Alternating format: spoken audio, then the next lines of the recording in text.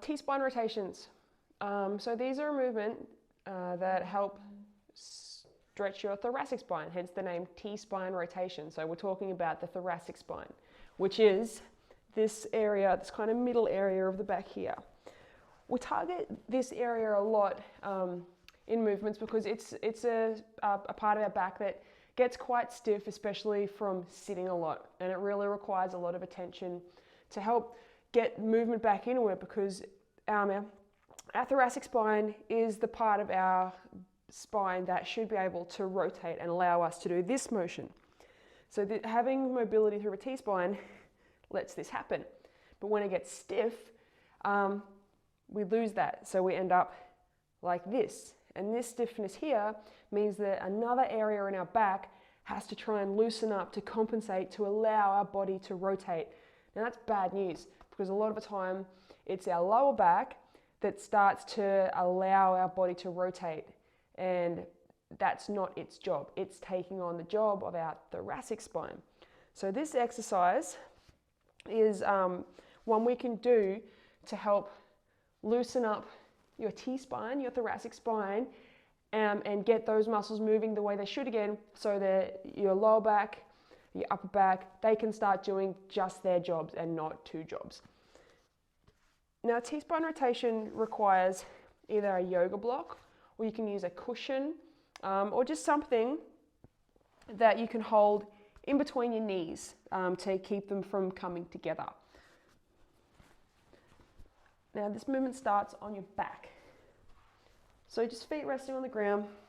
You're going to put that block in between your knees, and you're going to squeeze it there. And you're going to bring your knees up to a 90-degree bend.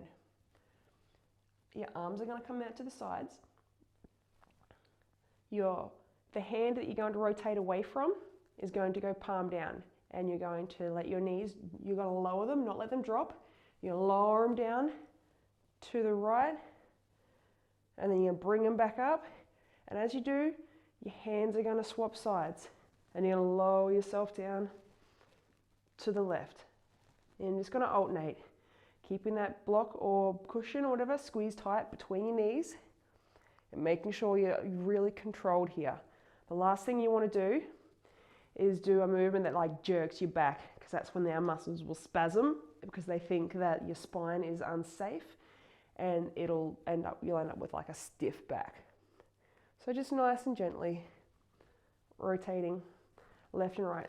Now, you may not be able to get your knees all the way to the floor. If you rotate and you stop here because that's where you're at, then that's okay. That's where you go to, back to the center, and swap sides, same thing. If you're only getting to here, then you're only getting to here.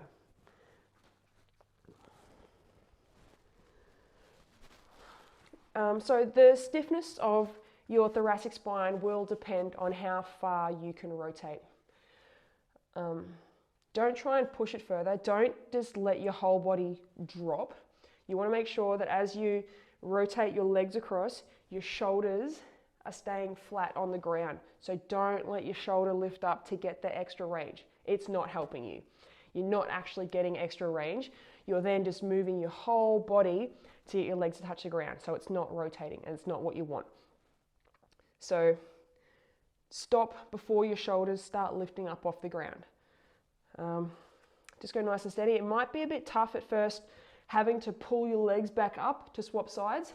So to make it a bit easier, just make sure you really squeeze your knees tight, and that'll help with that lift as you're coming back up and towards the center. Yes, I hope you enjoy.